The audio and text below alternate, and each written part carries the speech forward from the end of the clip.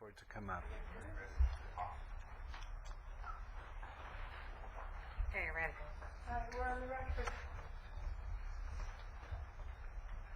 Is it rolling? Great. Okay, I'll call this meeting to order. First item on our agenda will be the Pledge of Allegiance. Please stand. Hand your heart. Let it begin.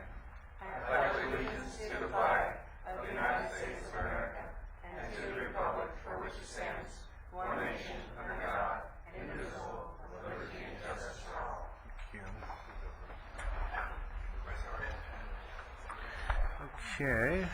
Item 2, so we have the ceremonial swearing in. Madam Clerk. Mayor Holden, will you please stand and raise your right hand?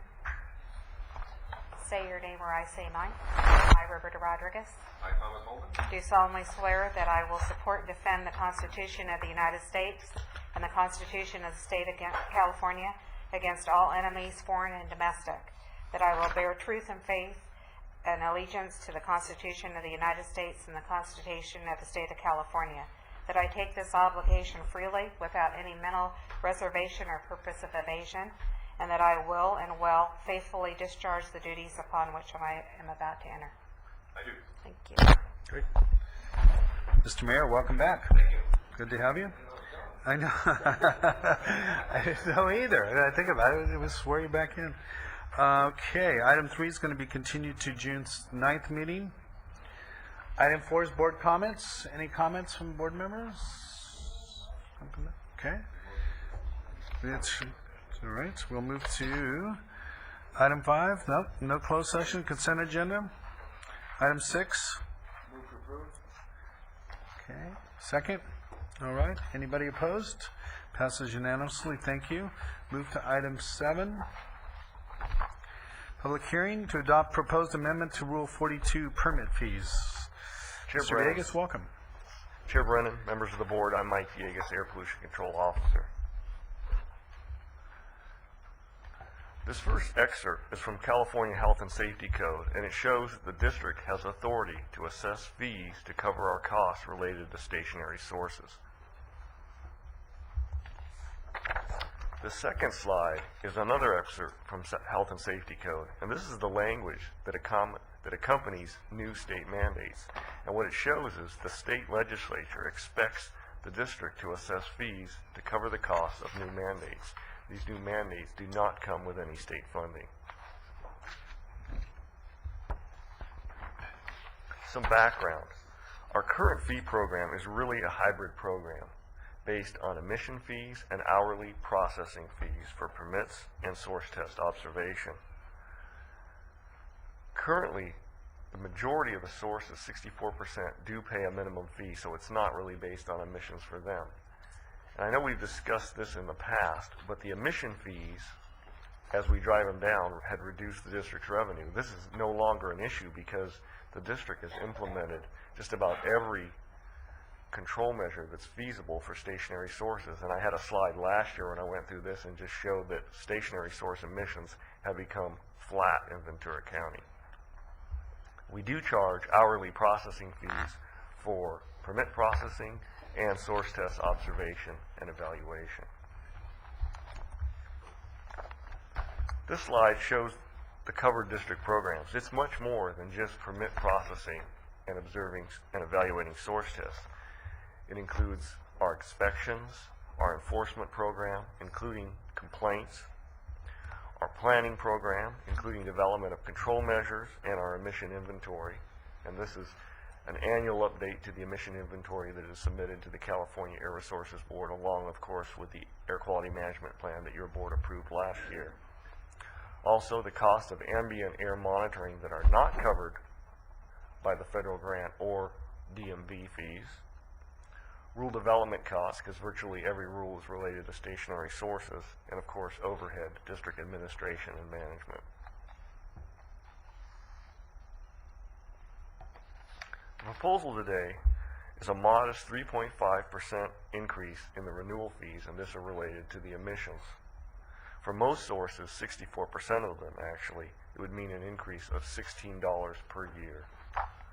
This would result in approximately $75,000 in additional revenue for the district.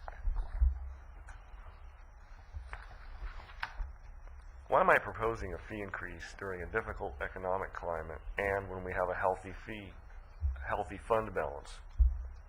First, we know, based on projections, that our retirement contribution rates are going to increase significantly starting in fiscal year 2010-11, and they're expected to increase after that. This is caused by the unprecedented down market we're currently experiencing. Further, labor costs comprise 79% of the district's expenditures, so any increase in benefit costs has a significant impact on our expenditures. In addition, the district does not have the ability to increase revenue significantly in any one year. This is because permit fees account for 30% of the district's revenue, and they cannot be increased by more than 15% in any one year pursuant to Health and Safety Code. So when you think about it, let's say the retirement cost goes up in the neighborhood of 20%, which is kind of the rough number we're talking about right now, which could be translated into 4 or 5% of your salaries and benefits, yet that affects nearly 80% of your budget, and you only have control of 30% of your revenue. It doesn't. You can see that the math would require rather significant increases just to stay in place at the APCD. Our other sources, major sources of revenue, such as the DMV fees, are directly related to vehicle registrations, and they've been increasing until we got into the recession. It seems that some people must have either left the county or decided not to register those extra vehicles. Our federal grant, which has been flat for many years, so actually the buying power of that money has eroded significantly due to inflation.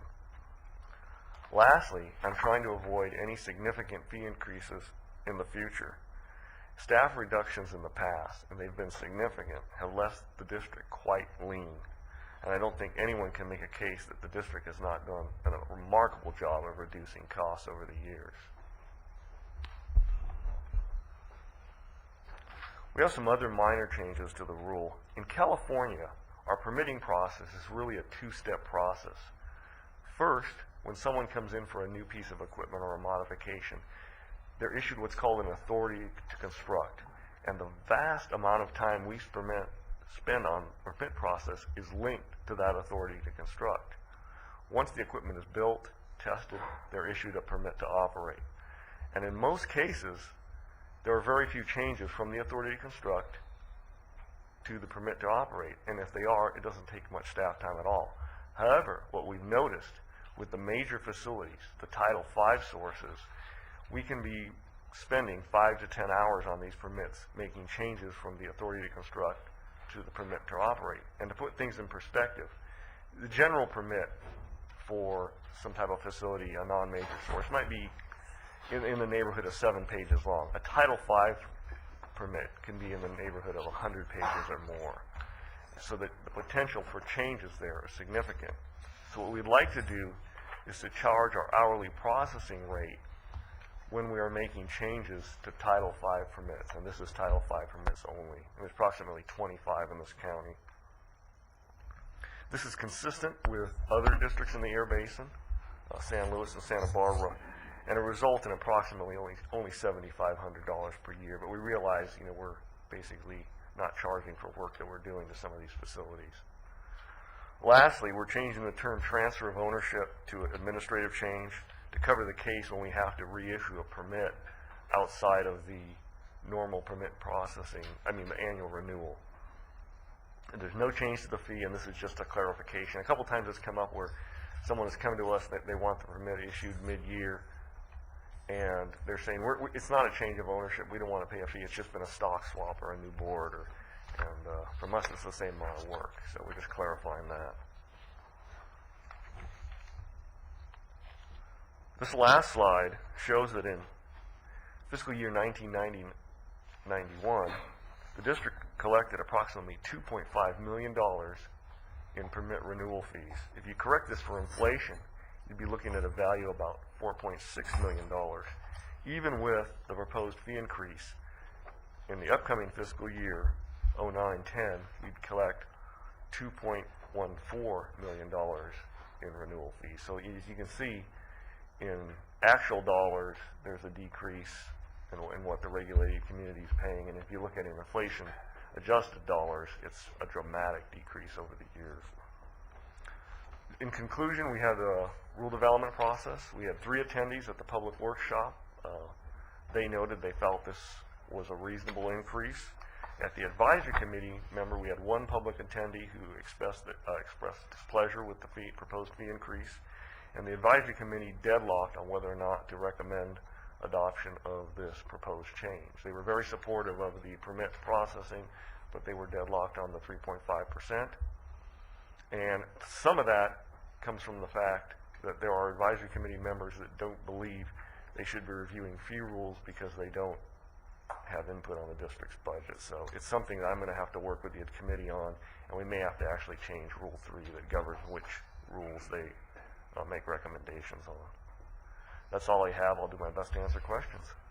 Mike, just one clarification. We got an adjusted board letter. Yes. I think on the slide it said $75,000. Yeah, that's the portion related to the 3.5, and then when you add the 7,500 on that, you end up with the 82,500. Great. I recognize, just wanted to note that change. I have 1 public speaker. Any board questions for the speaker? Great. I've got a card from Kevin Wright. Kevin, did you want to come and join us? Good morning and welcome. Thank you for coming down today. Good morning, Mr. Chair, members of your board. My name is Kevin Wright. I'm the Air Quality Manager for Entrix. I'm here on behalf of the Western States Petroleum Association and Bob Poole, who is the Coastal Coordinator, who could not be here today and asked me to be here in his behalf. I've worked with your district for over 15 years, both as a consultant in my present position and as an operator of oil and gas facilities within your district. WSPA would like to briefly comment on the district's proposed fee increase and also their revisions to Rule 42, which affect cost reimbursement fees for Title V facilities. We understand that they are proposing a 3.5% fee increase on the annual emissions fees, and also, as Mike mentioned, to bill changes to Title V permits, the authority to construct, and bill that on a cost reimbursement basis. I represent WSPA member companies operating oil and gas facilities within onshore and offshore in Ventura County, Santa Barbara County, and San Luis Obispo County. Many of these facilities do hold Title V permits and will be impacted by this change. Upon consideration of the proposed fee increase, we polled all of our member companies, and they do not oppose either of the fee increases or the cost reimbursement changes. The reason we believe, and it's also my personal opinion, that there is no opposition to these fee increases is the following. Your staff's efficiency and cost effectiveness in processing permits, the management and staff's fair and reasonable rulemaking development process, the district's willingness in past fiscal years to share the burden of offsetting fee increases with cost decreases. In fact, it's our understanding that they are cutting a staff position this year, making every effort to reduce costs, and we appreciate that in these economic times. The proposed fee increase is a single increase just for this year and does not implement any future fee increases. And also because of staff's commitment to explore all possibilities of increasing federal grants, federal funding, and state funding. So WSPA and its members companies greatly appreciate the opportunity to speak to you today and express that we do not oppose these fee increases. Thank you very much. Mr. Torrance, do you have any questions? Just want to say thank you for taking the time and energy to poll your membership, and appreciate the kind words and support of this measure. I certainly, and obviously recognizing that we're doing everything we possibly can to cut costs and try to keep from passing on what we can. So we really appreciate those kind comments. Thank you. Okay, questions? Starting with Supervisor Foy. Mike, I appreciate you trying to work through this. This is a tough one when you're going to go to the public and tell them we're going to raise rates, because we're going to pay higher pension costs and benefits when most of those people have had their employers cut their contribution to their 401k, can't put any money in their 401k at all. Maybe you've had a salary decrease. It's a pretty tough one to ask for. I appreciate the gentleman coming up and doing, again, like we said, polling that group to see where they're at. And I think the credibility you bring because of your ability to manage your department well and to work with these people, you get a lot of, I think, support for that. But this is a tough one to deal with right now. And I know, because otherwise, if you didn't have these probably pension increases, you could probably look at this as, would pass. Is that probably clear? I think we would be fine without the pension increase. You're right. Yeah. And I think public pensions, it's a tough situation. People are vested in a defined benefit plan, and I don't think, we all grew up thinking that the market would give us, a rough 5 to 8% a year, and we put in our 401ks, and the county believed, and not just the county, the state, companies, everyone banked on the fact that you could get a return on money, and we've entered an economic climate where the markets have just they just backtracked so far that it's certainly beyond the district's control or anyone else. Well, we know that, and we know the government is way behind. Where the private sector had these problems years ago and had made some changes, the government sector or the public sector is way behind this, trying to fix these deals. And as the business gets slow and it's difficult for people to come up with any kind of money, we hate to see these kind of things. And I know you said it's an average of $16, but I'm sure for some larger companies it's a lot larger than that. That's right, 3.5% of what they're paying. That could be significant. Yeah, could be. Okay. I appreciate your comments. Appreciate those comments. Could I comment just on follow-up with this a little bit? Because it bothered me too, but the one area that I see is economy-affected PERS, huge. And so our increased payments into PERS to make up for that loss, I guess, for our bad couple of years. When the economy gets better, and it will, and when it gets better and we're making money in PERS, would you bring that back to us again? If we're contributing less to PERS or reducing the payment to PERS? I don't know if we would actually reduce fees, but I think we would be able to avoid Further increases. And actually, just to be clear, the county is actually a 1937 Act retirement system. We're not in PERS. One of the big differences with the county is PERS has a 15-year averaging window, and with our plan, it's a 5-year. Oh, I thought you were on PERS. But we're not in PERS. We're not. Okay. We're with the Well, county. that hurt too, so. Yeah, that 5-year window, you do see more variation with it. Okay. I'll go ahead and move approval, and I also do appreciate that we are running very mean and lean here, and thank you for your comments from the industry. I particularly understand the point of this is a small increase to avoid larger ones coming up, and I think that's something we didn't have our eye on the ball enough back 5 years ago or so. So I appreciate the fact that we're looking to the future to avoid having large increases. That's my motion. There's a second? Okay, thank you. I'd like to speak to the motion and the comments raised here. It is never easy to increase fees, but I think the fundamental question for us, and you say, how do you increase fees when you're paying for this increase? The fundamental question that we have to ask ourselves as a governing body is, we have a cost increase. How are we going to handle it? We're cutting a position here, so that's one of the ways that we're trying to handle it. But whether you like the cost increase or not, the cost increases has to be absorbed here by the Air Pollution Control District, and so are we going to fund it properly, or are we going to engage in deficit spending, or how are we going to do that? A fee increase is the most logical long-term solution. And I would point out, Mr. Morgan was talking about rates going down, and I don't think we haven't been lowering rates, but there have been a number of times when we went many years without increasing the rates. And that is an effective decrease over time. So I know we went a number of years when things were good and the pension cycle, et cetera, where rates did not go up. And that is, in effect, sort of that's how you translate that decrease there. So this is a reasonable and modest approach some of the hit being taken by the Air Pollution Control District, some of the hit being taken by the ratepayers at 3.5%. And that's the kind of governance that keeps us on a solid footing. If we just say we're not doing a rate increase because we don't like, something that's outside of our control, I don't think that we'll in the long run, be serving our citizens well. Thank you. Any further comment? Just comment. This would have been much more difficult to do unless we had people like that gentleman right there, Mr. Wright, come in and tell us everyone's for it, and it's okay. And they are significant in the amount of fees that come to us. There's that industry right there. And so if they're saying it's okay to try to get our pension funds and other things back to order, then I can go with that.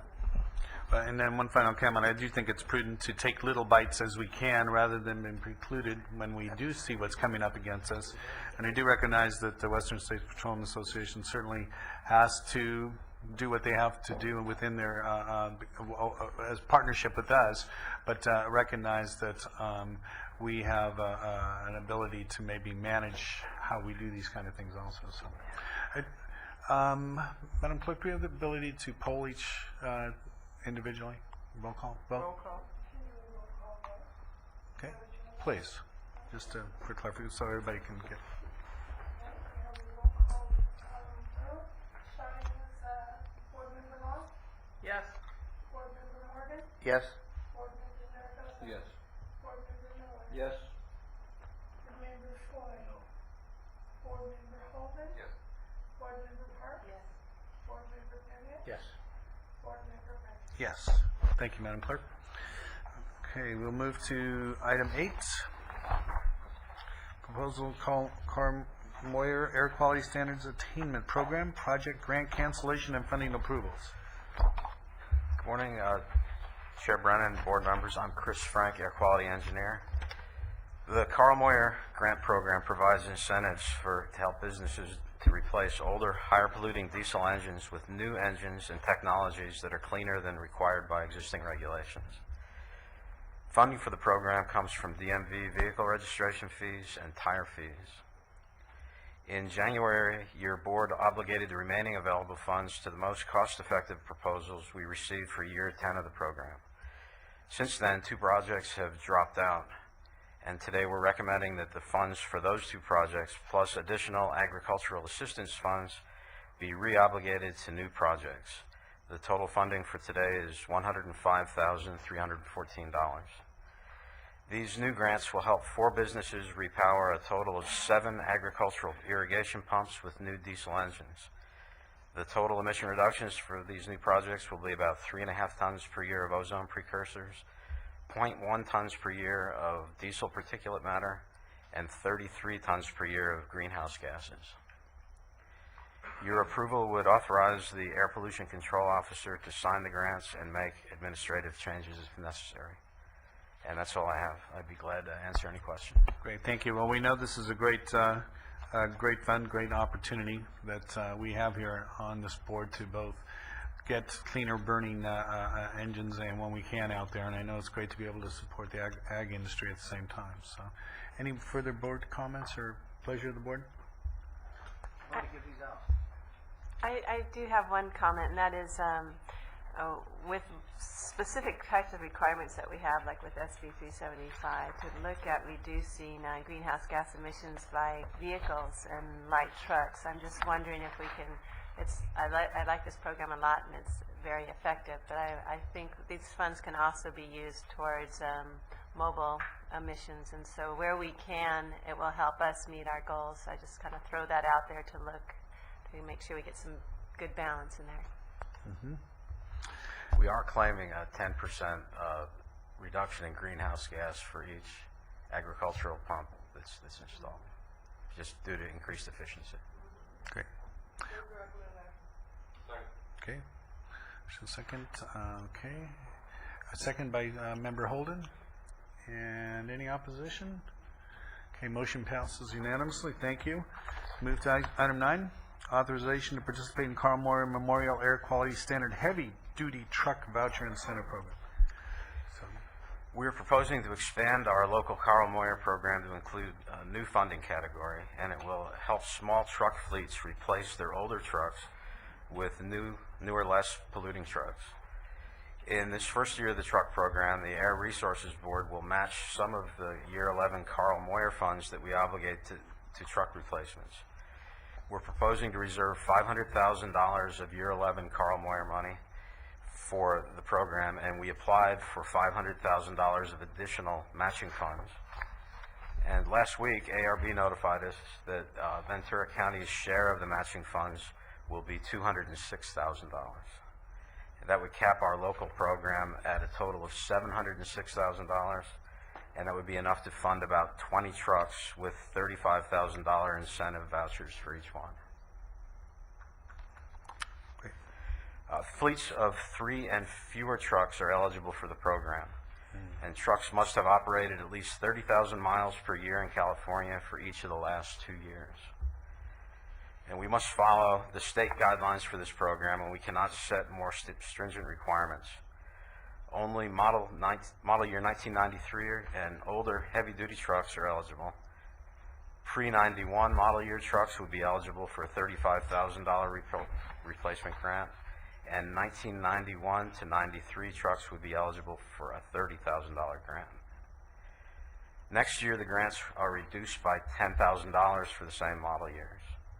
Now, these trucks cost between $70,000 and $140,000 new, so the grant would cover between 20 and 50% of the trucker's cost. But the old truck must be destroyed, so there's no salvage value to the trucker for the old truck. The state truck and bus regulation requires these old trucks to be retired or retrofit by the end of 2012. So ARB has designed the program to expire after 2 years. We are also required to change our administrative procedures. Currently, we bring funding recommendations for each project to your board for approval, just like we did with the agricultural pumps in the previous item. For the truck replacement program, we must quickly award grants on a first-come, first-served basis without the opportunity for your board to review and approve each grant. And we must also enter into agreements with at least one truck dealer and at least one scrapyard to implement the program. To accomplish all this, we're recommending that you approve a resolution authorizing the district to participate in the program under the restrictions I just described, and authorize the chair of the board to sign it. And there will be no fiscal impact to the district. All costs will be covered by the Carl Moyer program, and the program will be implemented by existing staff. Well, thank you, Chris. I know we on the board share your enthusiasm for this new program and opportunity. As certainly Member Parks alluded to, it's an opportunity to start taking down, even dealing with some of our greenhouse gas emissions. Pleasure of the board. Mr. Chair. Yeah, if I could just have one question. It's a great program and the expansion of the program. What will be our efforts to try to fairly communicate to everybody? Because this is a new population of people that could be coming in. My guess is there'll be many more people that may be interested in this. I want to make sure this money isn't going to go very far relative to all the people that theoretically could come in. Do we have a game plan? What is our game plan? How do we make sure that we're fairly communicating, giving everybody a fair shot at this in terms of making them aware of it, number one, and then, our selection process? At this point, our game plan is under development.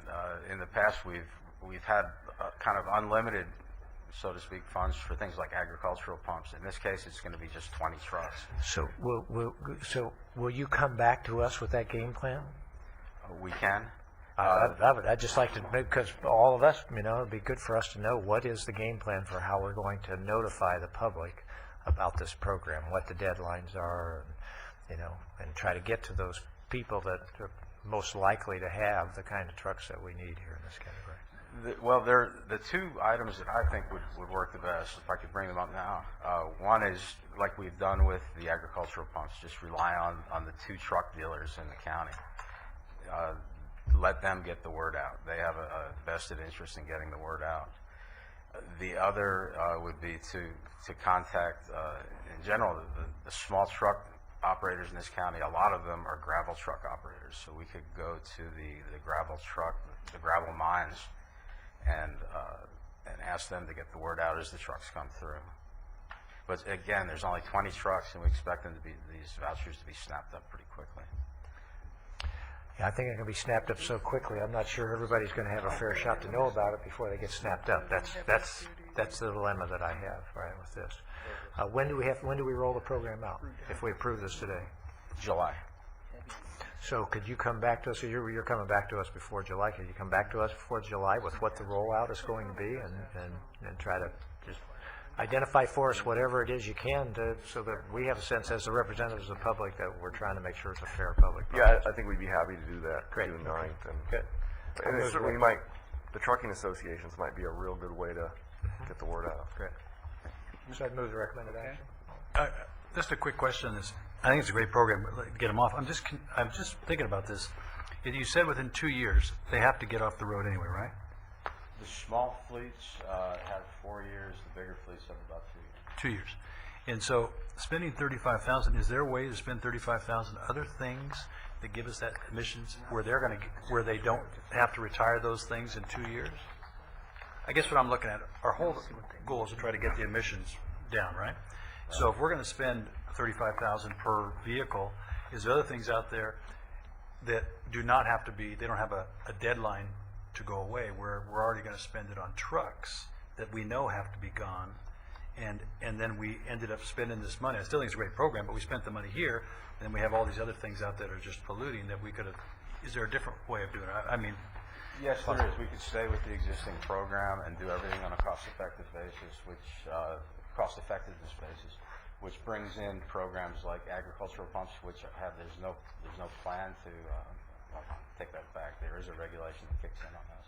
There's a few things that are not regulated, like farm tractors, and we could continue to fund those instead. well, like I said, I don't know the difference in how much pollutants come out of what, but I was just trying to say, we're always limited on how much money, and at the end of this, since we know these have to go away in 2 years, they're there, and we took this away, we ended up with paying for something that we know is not going to go away, and this had to go away, so we ended up, for the same money, getting both things gone. That's all I was thinking, is, Yeah, based on cost-effectiveness, there's probably better things to do with the money. really, Farm tractors being one of them. I mean, is there a different way of thinking on this, or On possibly? the other hand, we don't get the additional funds from the state. So this is only limited to this, we can't use it somewhere else, we have no way to adjust it, say, or hopefully our goal is, the bottom line is cleaner air, or what? Is that what it is? The state has approved $206,000 for Ventura County of the extra money. Right. We could limit to get that money, we must spend that on trucks. We could limit Okay. ours to $206,000 to get Okay. that $206,000. That would minimize the size of this program and maximize the cost effectiveness. The other programs are based on cost effectiveness. Well, you're the experts. All I'm trying to say, I think all of our goal is to minimize the pollutants. And what is the best way to get it? I just looked at, when I saw this, the idea they're going to be gone anyway if there's another way to do it, but you guys know, so. Yeah, there's a lot of things to consider. One thing that's good about the trucks is that they operate in proximity of people. A lot of things Yeah, that that's we've good. been funding are offshore, they're fishing boats. And they compete on a one-to-one basis with the trucks without regard to the proximity of people. So there's so many That's little another good details point. that That's a need good to be point, done yeah. in this, Okay. And I would only state that I think that while it's a mere pittance in terms of the money coming to us, I think some of this was tried to be put in place to kind of mitigate the fact that the rule was coming in a few years and they would have to get those other trucks off the road. So maybe this could at least buy down some of their cost if they have to step up. But you bring up good points. Member Holmes? Chair, in relation to Supervisor Foy's comments, do we have anything in place if these applicants receive the money that they have to replace the truck by a certain time? Yes. So that they don't bump up against the deadline that's already in place? I mean, I can see the only advantage of this is if we get trucks off the road sooner than later. So if they stay on the road and then use the money at the end of 2 years, then there's a lot of strings attached to this Yes. money, and they You must have to do it by. do it very quickly. Yeah. We There's have a time- reporting requirements, there's deadlines for replacing. So there is a- the truck, there's a deadline to Deadlines the- for destroying the old truck, very detailed. and then by destroying, you mean there has to be some kind of certification that they have junked or scrapped it, or? Yeah, I go out and look out. And okay, and then, no, let's do that last question I had about that, but, okay. Senior moment, okay. Yes, I see the definition of it's called old, high-polluting, heavy-duty diesel trucks. Is that the only definition, or is there some category that you put these? I heard rock haulers, but does this go to any major diesel truck? Pre-1993 that operate more than 30,000 miles Right. per year. So it doesn't matter. In any business. Okay. Heavy duty, Class 8. Heavy duty, that's what I'm asking. Yeah, 60,000 pounds plus. There it is, 60,000 pounds plus. And it's usually a giveaway. You can look on the hood ornament, it'll be a Big Mac, like a bulldog. Or in the case of an older truck, it'll have the Boss hog horns, those big long horns on the front. Anyway, you can usually tell they've been there a while. We have actually a motion, but not a second. Thank you. I remember my question was, if we have a large number of requests, we're going to go to some kind of lottery or something to make? No, it's very strict how we must award these. It's first come, first serve. Well, I think the comments earlier are pretty important. Then, if it's first come, first serve, and we only notify, I think our method of notification will be under scrutiny if it's first come, first serve. Yeah. How do you deal with fleets? I'm sorry, I missed that. Larger fleets? Like someone wants to change over its fleet, one company gets all of it because they're the first one in. I think fleets. Well, the larger fleets are not eligible. Anything over More 3 than trucks 3 is not eligible. Okay. Did that answer? Okay, we have a motion, a second. Any opposition to this motion? Great, thank you. It passes unanimously, Madam Clerk. We'll move to the next item. Item 10, proposed deletion of one APCD office systems coordinator position. Yes, one of our office system coordinators resigned and moved to another county agency in September 2008. Since our peak in 1992 with 76 full-time equivalent positions, we've actually reduced our staffing by 23 full-time equivalent positions during that period, 1997 through 2006. So currently we have 53 full-time positions at the district. Despite these staffing cuts, district costs, particularly our salary expenditures, continue to increase due to negotiated salary increases and retirement costs. We've reviewed our current budget, and in looking forward, it looks balanced for the upcoming year, but looking at the future, we need to undertake steps to keep on firm financial footing. Therefore, we're proposing to delete the vacant office systems coordinator position in the information systems division. The district's information systems division will still have adequate staff to provide computer support for the district. Deletion of this position will provide significant salary savings and help avoid future budget reductions via layoffs. And that's all I have. Thank you, Michael. I know the standing committee had a chance to receive a report on this and understand the reasoning behind it. Obviously, as we had a larger staff, we had obviously needed more positions, and as we look to trim, this is an opportunity. I don't think puts anybody in risk. Any questions or pleasure of the board? Okay, got a motion and a second. Second by Member Miller. Any opposition? Thank you. Passes unanimously. Item 11 has been pulled. Excuse me? Yes, I don't know if we've actually pulled it, but I was thinking, how can you waive a salary increase if you haven't been given one? So I would request that we move forward, and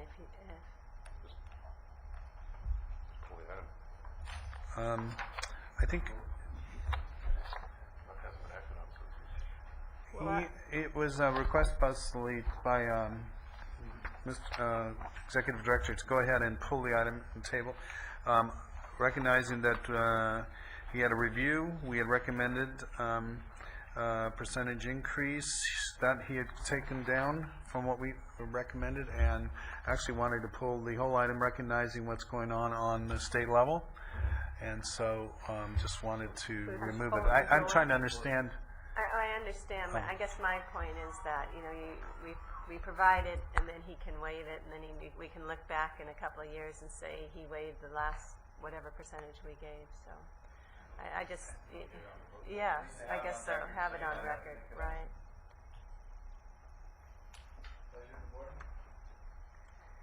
Are you suggesting that we approve it rescind it? No, he has the option to waive it. It's a personal decision. And he has indicated that he wants to waive it. But how can you waive something if you haven't been given it? Can I address the board? Ask Michael what he... I'm Kelly Shirk with the CEO HR Department. Regarding this particular item, we can make a notation in his file that said he was given his performance evaluation and what the recommendations were, and that he requested to waive the proposed increase. That's kind of that what I'm sufficient? looking at, to see that it gets into the record. Yeah, so we'll just put it with his performance evaluation. Thank you. So we can continue by pulling this item? Yes. Well, legal counsel. Yeah. I don't think you should pull the item because Okay. you've just addressed it by this action here. Pulling the item would be nothing before you at this point in time. So I think you should deny the request to pull agenda item 11 and take the action that Ms. Shirk has recommended to you, With notation. which is a that he notation to waived the it. file that, Right. that your standing committee has addressed the issue and that was their recommendation, and that Mr. Villegas has waived the right to accept that increase. Okay. Member Holden, you want? I think you can help me wording this, Council, but it sounds like we're changing the motion to, number one, direct HR to include in the file what was just described. And I think, don't we also have to take action to not act on the 2%, whether he accepts or not? The motion has to be changed to not include the 2% increase, correct? We can't approve the 2% increase and then have it not happen. I think the motion- That's a good point. the motion would be to change, I think the motion would be to change the language to direct staff to include what you described in Mr. Villegas' file and not include a 2% increase at this time. And then in addition to that, he would also waive that even if he were awarded that 2%, I guess. The language in the file will say, the reason, Yeah. language will say the reason we did not approve it is because he requested us not to. Okay. I don't think we already had a motion to pull this anyway, so Yeah. we don't need a motion to unpull it. So I'd go ahead and move that it be mentioned in the file, what we had. I was making a motion. Oh, I'm sorry. Please go ahead. I didn't realize I thought you were asking.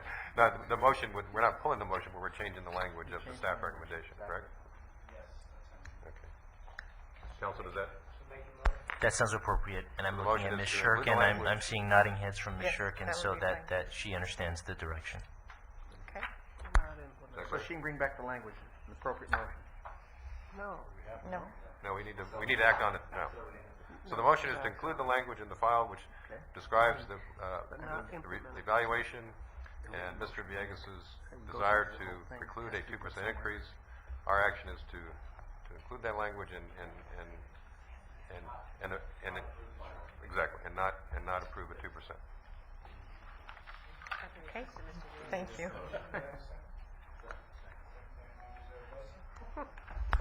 Okay, any opposition? Yeah, well, thank you. Passes unanimously, thank you. And Michael, I just want to say again, on behalf of the board, we appreciate your sensitivity and your recognition of where things are in regards to finances on a state level and our public perception. Thank you. Thank you, Michael. Okay, we'll move to item 12, approval of merits increase for air pollution control. That's just, thank you, I'm just the numbers. Okay. Move to item, get my glasses on. Item 12, thank you. It's a motion to receive and file the International Mercury Communications Gold Award for the air, the search for our one clean breath. Okay. For the board and the director to receive this Mercury Communications Gold Award for Best Documentary Informational Film for Air, the search for one clean breath. So Barbara, congratulations again. And we'll go ahead and receive and file. Move to item 13, cancellation of the May 13th regular board meeting. I would. Cancel. Gotcha. Any opposition? Seeing none, that passes. Item 14, application for Section 103 grant from the Environmental Protection Agency, receive and file. Thank you.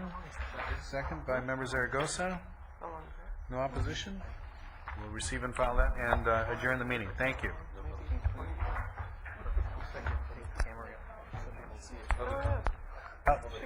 Thank you. Thank you, Madam Clerk. Do we have any members of the public that want to address us on an item that's not on our agenda? Thank you. Oh, by the way, I saw at the conference. It's weird. It's got LED LEDs down here and shoots up in this silver thing. Anyway, shoots out like a regular light. And it's bright as regular light. 70% savings energy. Wow. Yeah. Street light. Uh-huh. Wow. All different kinds of That's cool. designs. And I'm calling them already because we're interested. Yeah. But it's going to save that much energy. Goodness.